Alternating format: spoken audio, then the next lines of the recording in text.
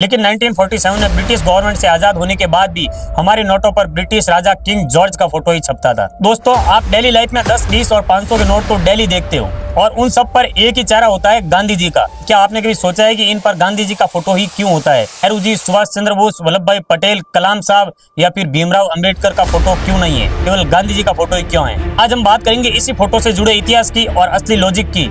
Bharat British राज से आजाद हुआ था 1947 में, लेकिन 1947 में ब्रिटिश गवर्नमेंट से आजाद होने के बाद भी हमारे नोटों पर ब्रिटिश राजा किंग जॉर्ज का फोटो ही छपता था। सोचिए कि देश आजाद हो चुका है, लेकिन जेब में पड़ा नोट हमेशा गुलामी की याद दिलाता है किंग जॉर्ज के फोटो को देखकर। और उसके जस्ट 2 साल बाद 1949 में कुछ बदलाव हुए और हमारे नोट पर जगह मिली अशोक स्तंभ को। यानी कि 1949 तक गांधी जी का फोटो नोट के ऊपर नहीं था, केवल अशोक स्तंभ की फोटो थी। आखिरकार गांधी जी की फोटो नोट पर कौन से सन में आई? गांधी जी की फोटो नोट पर आई 1996 में, यानी कि गांधी जी की मौत के लगभग 50 साल बाद, क्योंकि 1948 में गांधी जी की डेथ हो गई थी और गांधी जी की फोटो नोट पर फर्स्ट टाइम आई थी 1996 में। तो अब सवाल ये उठता है कि 1948 से लेकर 1996 तक लगभग 50 साल का इंतजार क्यों करना पड़ा, और इंतजार करने के बाद केवल गांधी जी की फोटो ही क्यों चुनी गई? इसके पीछे क्या लॉजिक था? तो अब इसका असली लॉजिक समझो। दरअसल 1990 यानी 90 का दशक भारत के लिए बहुत ही मुश्किल और बहुत ही तनावपूर्ण था, क्योंकि 90 के दशक में आर्थिक संकट, IMF से कर्ज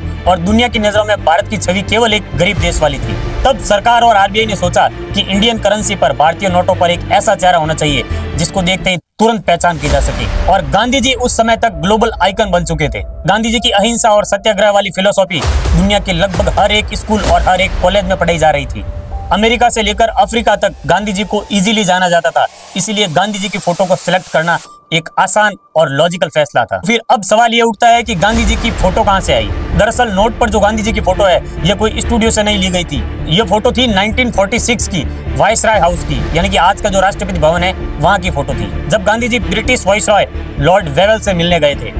और उस समय राष्ट्रपति भवन में यानी कि वायसराय हाउस में जो तस्वीर खींची गई थी, उसी तस्वीर को आज एडिट करके नोट के ऊपर यूज किया जाता है। यानी कि जो फोटो आज हम नोट के ऊपर देख रहे हैं, ये पूरी तरह डॉक्यूमेंटेड और पब्लिक फोटो है। फिर सवाल ये उठता है कि गांधी जी की फोटो परमानेंट क्यों की गई? इस फोटो को बदला भी तो जा सकता था। सुभाष चंद्र बोस, APJ अब्दुल कलाम या अंबेडकर साहब की फोटो भी तो लगाई जा सकती थी। तो इस फोटो को परमानेंट क्यों किया गया, बदला क्यों नहीं? दरअसल RBI ने 2022 में एक प्रस्ताव भी रखा था, जिसमें उन्होंने बताया कि नोट के आगे के फोटो पर टैगोर और पीछे के फोटो पर अब्दुल कलाम की फोटो ट्रायल के रूप में रखी जाए। सरकार ने इसके ऊपर भी रोक लगा दी और बयान दिया कि गांधी जी एक इंटरनेशनल चेहरा है और फिलहाल इस प्लान में कोई चेंजेस नहीं किया जाएगा, गांधी जी की फोटो एज इट इज रहेगी। और फिर सवाल ये उठता है कि उस टाइम गांधी जी के साथ सुभाष चंद्र बोस, नेहरू जी जैसे कई बड़े नेता थे, तो उनकी फोटो क्यों लगाई गई? तो गांधी जी की फोटो नोट पर केवल इसलिए नहीं लगाई गई कि उनकी स्माइल थोड़ी पॉजिटिव लगती है, बल्कि इसलिए लगाई गई क्योंकि गांधी जी ग्लोबली पहचाने जाने वाले मोस्ट पॉपुलर इंडियन नेता थे और गांधी जी की छवि थी जो शांति और भरोसे वाली थी, जो कि भारतीय मुद्रा के लिए उस टाइम के लिए बहुत ही वैल्यूएबल एसेट था।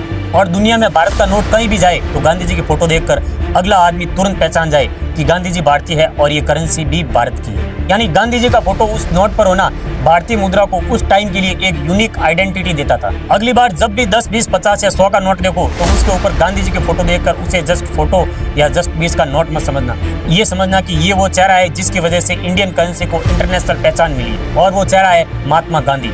दोस्तों, अब अगर आपको कोई पूछे कि नोट पर गांधी जी की फोटो क्यों लगाई गई, तो आपके पास उनके हर सवाल के लॉजिकल जवाब होंगे। बात की नोट पर गांधी जी का फोटो क्यों आया, तो आई होप आपको वीडियो पसंद आया होगा। अगर वीडियो रिलेटेबल या फिर इन्फॉर्मेटिव लगा तो प्लीज लाइक, शेयर और फॉलो कर देना, और प्लीज चैनल सब्सक्राइब जरूर कर देना। अगले वीडियो में हम बात करेंगे भारत में पहली बार पानी को बोतल में पैक करके किसने बेचा और कैसे ये अरबों डॉलर का बिजनेस बन गया। तो प्लीज सब्सक्राइब एंड फॉलो।